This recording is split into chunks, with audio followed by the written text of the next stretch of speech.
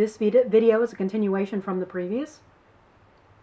So this is in Macon. This is or just south of Macon. This is Milledgeville Asylum.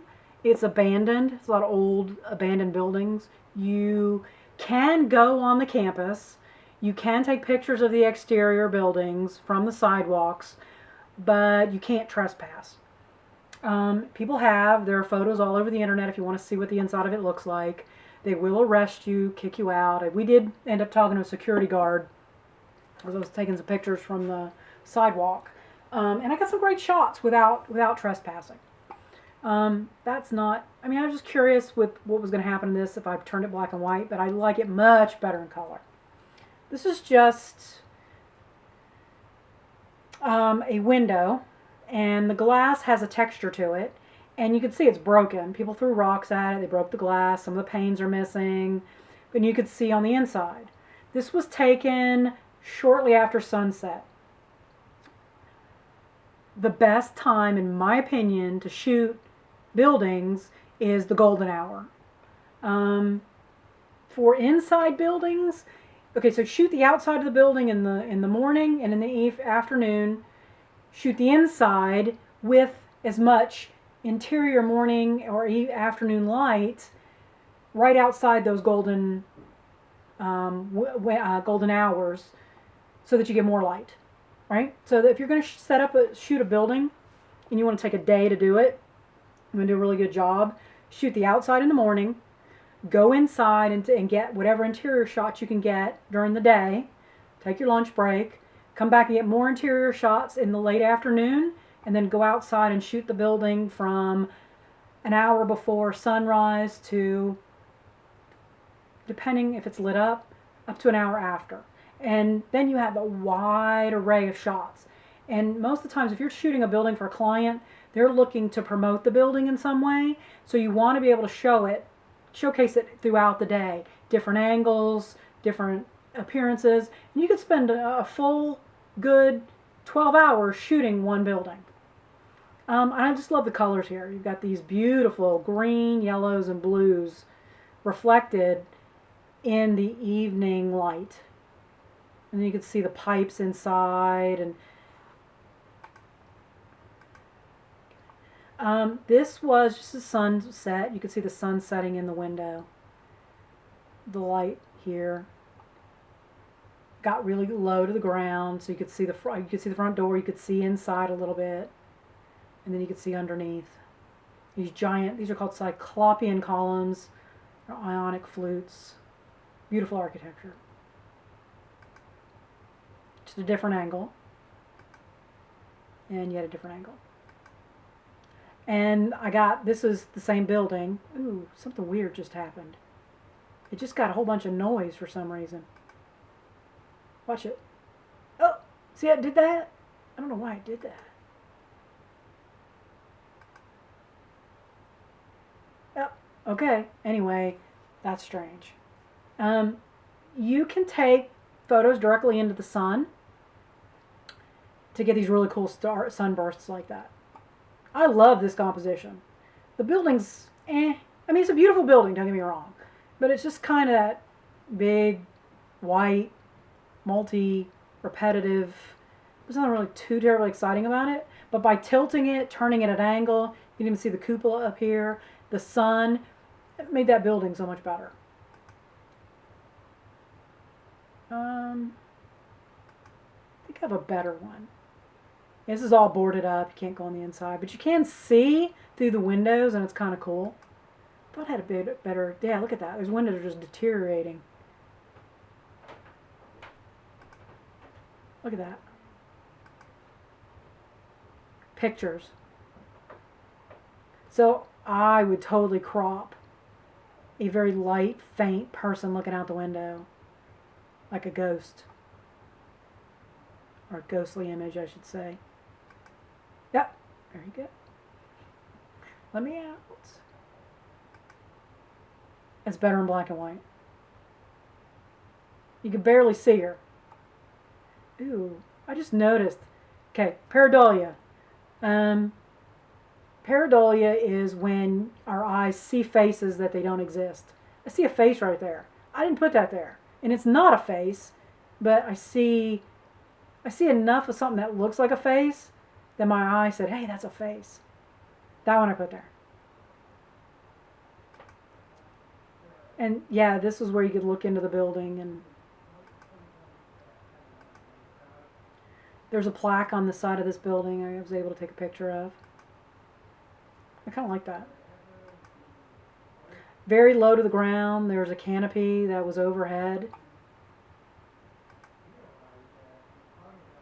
Okay. Just, you can't go inside, but you can look through the windows. So I did, and I took this picture through the windows, and I see a face right here. Look, there's an eye right here, and a nose right there, and a mouth, and it's just pareidolia. So, and then I photoshopped this guy in here, and I thought it was too obvious. So I really darkened that so that he would be very subtle, and then made it black and white. And now you can really see the face over here. And I like that, right? Because now there's this deteriorating old historical building with really negative history. They were horrible, the people that lived here. And so you've got this picture of this face of this old white man, kind of this warden. He's big, he's larger than life, he's the man.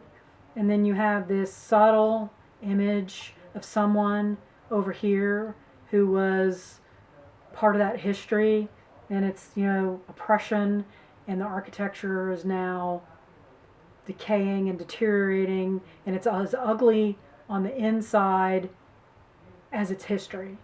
Because it used to be beautiful buildings when I first built it. I played around with some stuff, kind of like that one too. But to me, the black and white really made that face pop. And then I tried putting him over there, and I don't know, I was just kind of playing around with some stuff. I don't know. The other building that I initially showed you here, from a different angle, this was a tower, and this was where they would light a fire. But what's really cool is now that we're at the end of the day, I get some really cool reflections.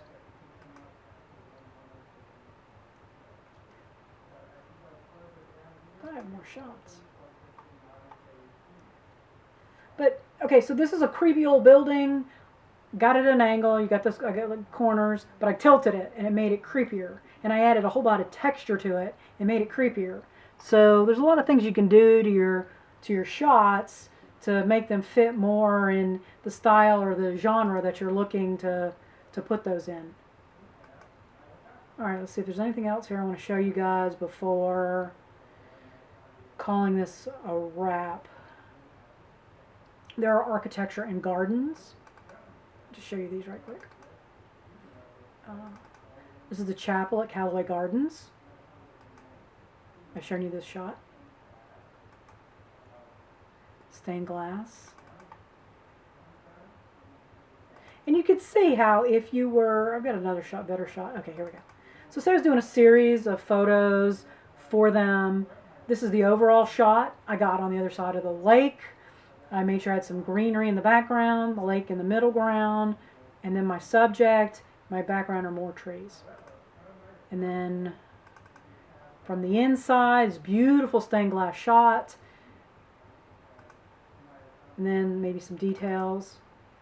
I got at the bottom, I sat down at the bottom and I looked up at the ceiling and I twisted it. So you got these great shots that would make a great brochure for, there we go, there's another good one. It needs to be processed, but the composition's really good. Let's see. So this is an arboretum, and it's got plants all on the inside, and these windows, or bifolding doors, are made out of glass and metal, and they open and close. And then there's just a series of shots of those. I haven't processed any of them. They're very dark. Not the best time of the day to take them. This is definitely something you want to shoot low light. But you can see just the beautiful architecture. Here the architecture's the background and the flowers the foreground. Here's the sculpture. as the subject, architecture is the background.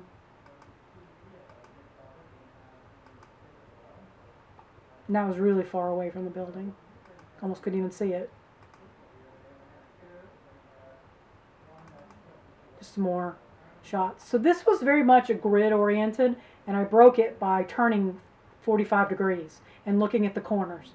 And it creates multiple layers plus interest. Lead your eye back and forth, this crisscross of this building. It's too dark. It just need to be processed. And this is another nice one. You could look through the building, through the glass in the building, from the pavilion.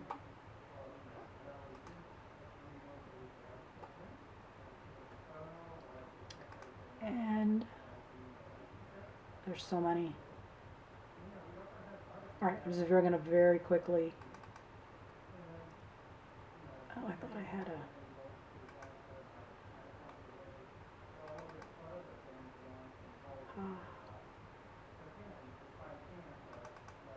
When the fair comes, you can get some really amazing shots at a fair. And you can do these with your phones. I did these, you can't. This you can. You get that shot with your phone. That actually was a fisheye lens, but you can still get that with your phone. This one, DSLR.